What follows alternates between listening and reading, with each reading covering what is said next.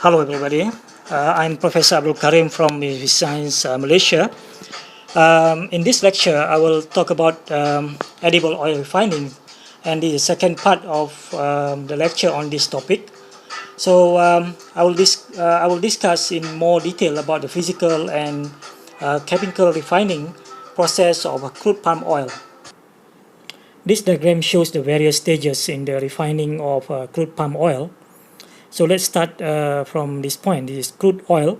It will pass through a heater or a heat exchanger. The oil will be heated to increase the temperature and reduce the viscosity so that it can flow easily through the processing line. And at this point, some reagent will be added for the gumming process.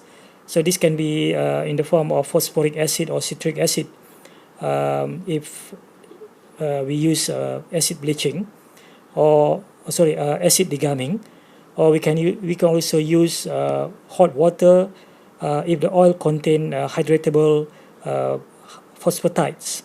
So the gums or the phosphatides will be removed at this stage in the degumming process. Usually high-speed mixer is required here to mix the oil and the reagents intimately and uniformly. Then the oil will go through the next step. In a chemical refining process, the next step would be the neutralization process, where the sodium hydroxide or the alkali will be added, and this will react with the free fatty acids, and the gums will be formed here. So we have the oil and the gums together formed during the neutralization process. So we need the centrifuge to separate the oil from the gums or from the soap. The next step in the process is bleaching. So bleaching, the function of bleaching is to remove the coloring compound and other compounds like ketones, aldehydes, trace metals, and so on. So we add the adsorbent in the form of bleaching clay or bleaching earth, and the process is done under vacuum and elevated temperature to reduce the color of the crude oil. And after the bleaching, the oil will be pumped through a series of filter to separate the oil from the adsorbent material, and perhaps some polishing step to ensure the bleaching earth, the spent bleaching earth particles will be removed completely. Because the next step is deodorization. So before the oil goes through the deodorization process, it's very important to make sure the oil doesn't contain any residual bleaching earth or soap from the previous step. So here we have a high pack column, which is the distillation column to deodorize and to remove the free fatty acid and the volatiles from the oil, and the volatile material will be recovered as distillate, and the oil will be recovered as RBD oil, which is a refined bleach deodorized oil. Let's look at more detail on the degumming process. Degumming basically is a process to remove the gummy material or mucilaginous material from the crude oil. These are basically phosphatides in the crude oil. So we can use water or dilute acid in the form of phosphoric or citric acid, or sometimes dilute sodium hydroxide. There are actually two types of phosphatides.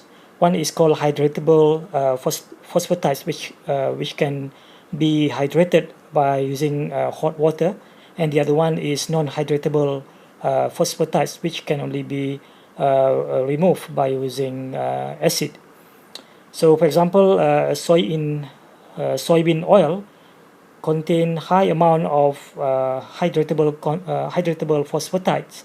So we can use hot water to remove the gums, and the hydrated gums that we remove from the soybean oil actually can be used as a raw material for lecithin processing. So for water degumming, these are the conditions: the temperature between 60 to 80 degrees Celsius, and the time between 20 to 30 minutes. And the wet gums that are formed can be removed by centrifugation. As I mentioned in the previous slide, we can use water degumming if the crude oil contains a high amount of hydratable phosphatides. But if the oil contains non-hydratable phosphatides, we have to use a concentrated acid to remove the phosphatides, and this process is called acid degumming. So we can use phosphoric acid between 0.1 to 0.3% of the 85% solution, or we can use citric acid with this concentration. The degumming step is actually especially very important in physical refining. So we need to remove almost 100% of phosphatides, and this process is called super degumming, to prepare the oil before it goes through the physical refining. This diagram shows the various stages in water degumming process. Water degumming is suitable if the oil contains high amount of hydratable phosphatides, for example, soybean oil. So the crude oil will be pumped through the heat exchanger to heat up the oil to the optimum temperature. Then after that, the hot water will be added to the oil.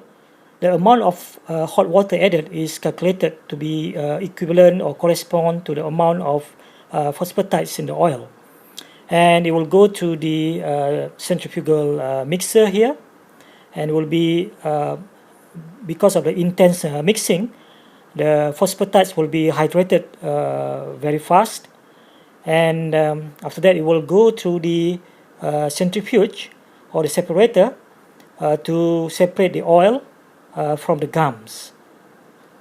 The oil can go directly to the next refining process, or alternatively, if the oil is to be stored for some time, it will go through the drying process in the vacuum dryer to remove the water as much as possible, because we cannot leave the water inside the oil because it can cause hydrolysis.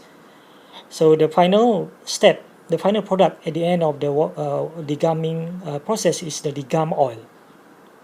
And the picture down here is the separator, how the separator looks like. And this diagram shows the various stages in acid degumming process. Acid degumming process is suitable when the oil contains significant amount of non-hydratable phosphatides. Acid degumming is commonly used for our palm oil or palm kernel oil in the refining process. So the crude oil will go to the heater, and the acid in the form of phosphoric acid will be added at this point and mix with the oil, and it will go to the holding tank, and the next step, the hot water will be added to hydrate the hydratable phosphatides in the oil. Again, mix and go to the holding tank, and before it will go to the separator to separate the gum from the oil. And again, if necessary, the oil will be dry in the vacuum dryer, and finally we get the degum oil, which is ready to go for the next step, which is the bleaching step. If we use chemical refining to refine the crude oil, so there's a step called neutralization, where we will add the alkali to neutralize the acid or the free fatty acid in the crude oil. So the purpose of this step is basically to remove almost all of the free fatty acid present in the crude oil down to a very low level, typically below or to between 0.01 to 0.03%. Usually in the crude oil, we have between 3 to 5%. So you can see there's a large reduction of free fatty acid during the neutralization step. The concentration of sodium hydroxide used in the neutralization step is between 8 to 24%. This concentration will depend on the type of oil and also the initial amount of the free fatty acid.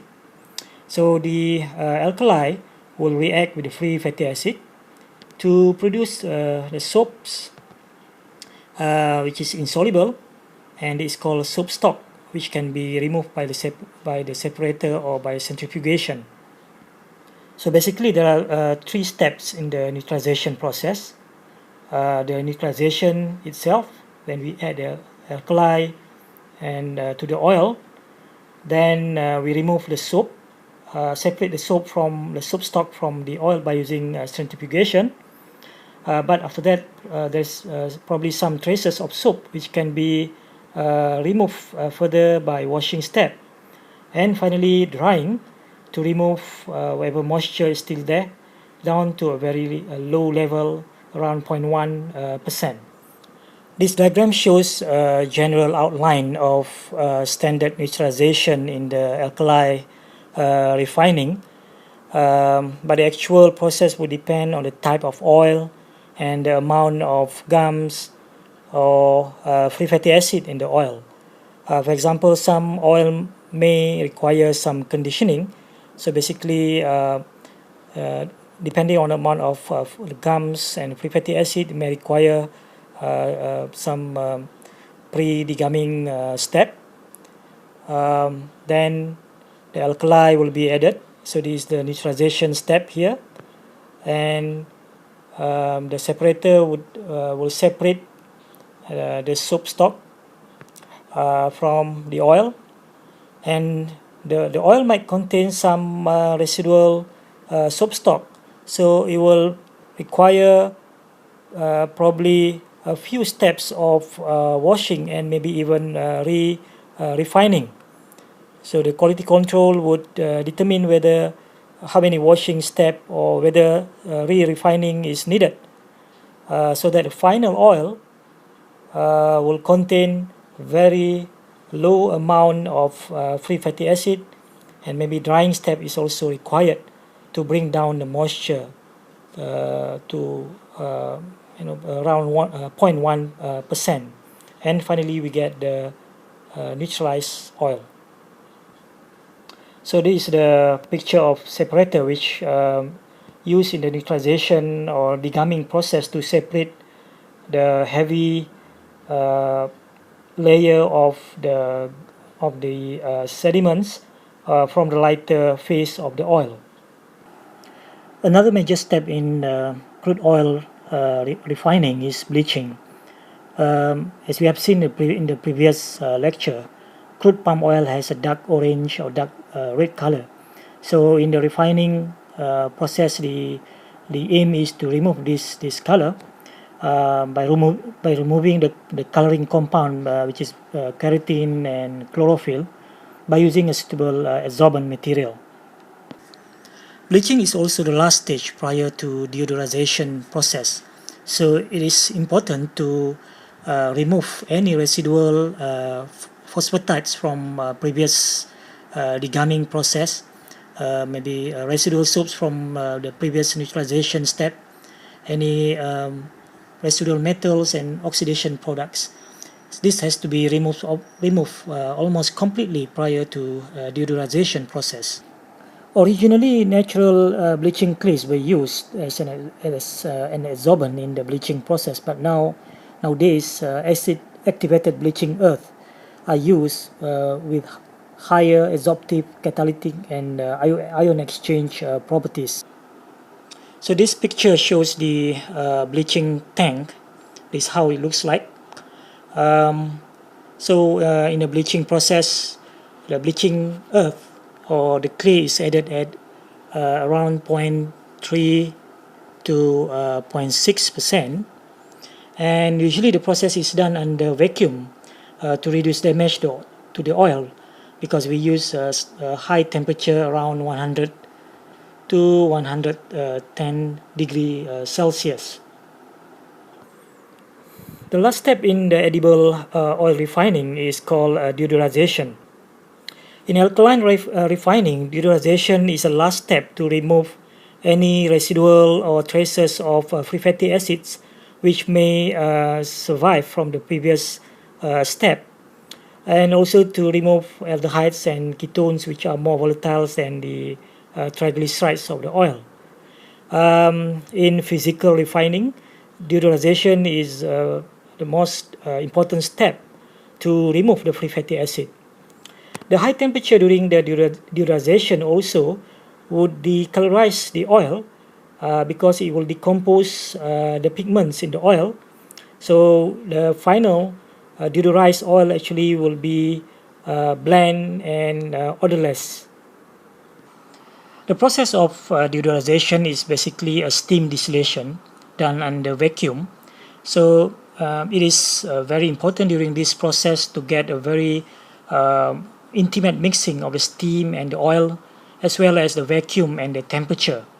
The control of these parameters are important to get an efficient deodorization to remove the free fatty acid down to a very low level, less than 0.01%. So how does these different components such as free fatty acid, tocopherol, and other components can be separated with oil during the deodorization process? So the principle is actually based on the different degree of volatility of the different components when compared to oil. So we can see here, this is a plot of vapor pressure against different temperature. So we can see for the oil, it requires high temperature to make it volatile, whereas free fatty acid, which are the smaller compound, are more volatile even at lower temperature. So the different degree of volatility at different temperature enable this different component being separated from the oil. So let's look at some of the typical conditions during in the deodorizer during the process. The typical conditions you can see here, the pressure. So it is very low pressure. So the process is done basically under vacuum. Then the temperature is very high, between 230 to 200 degrees Celsius, and the time between 3 to 8 hours for batch deodorizers, or for semi-continuous and continuous deodorizers, much shorter, between 15 to 60 minutes. So in the deodorizer unit, steam is sparged into the deaerated oil. The oil is deaerated to remove the air, so that it will reduce the oxidation, especially at high temperature in the deodorizer. And the steam will come in the intimate contact with the oil. So as the oil passes through several trays or compartments in the deodorizer, the volatile components are stripped away by the steam, and then separately condensed and collected as the fatty acid distillate. And next, the deodorized oil will be cool when it leaves the deodorizer. Okay, now let's look at more detail on the deodorizer unit. This is the schematic diagram to show the structure of the deodorizer column. And on the right here, this is how it looks like from the top of the deodorizer column. This actual thing, how it looks like from the top. So basically the oil comes from the top into the column, and will go through several stages of stripping of the volatiles when it comes to with the intimate contact with the steam, and finally it will come out here as the deodorized oil. So On the top part here is the aerating tank, where the oil will be, the air in the oil will be removed. So the aeration process remove the air, so that will reduce the oxidation of the oil during the deodorization process.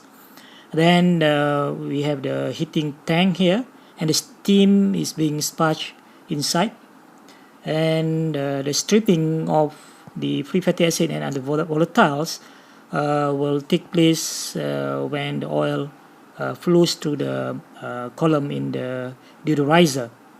So during this process, the steam that is will be sparged into the deodorizer unit and will come into intimate contact with the oil, and the high temperature and the vacuum condition will allow the volatiles to vaporize into the large headspace vacuum space here, and will be removed and collected as distillate.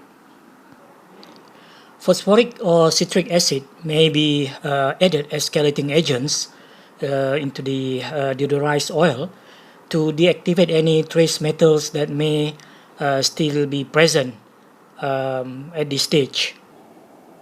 So the end product of the refining process after the deodorization step is called refined bleach deodorized oil, or RBD oil, and this is usually marketed as cooking or salad oil, or can be used for manufacturing of other types of oil products. And the volatile components during the deodorization process are removed as condensate, and this actually contain various compounds, and this is called deodorizer distillate, and this can be further separated into tocopherol and sterols for various application in pharmaceutical and cosmetic applications. Okay, in this slide it just show a picture of the deodorizing plant, and another one here showing the deodorizing plant from the inside the factory.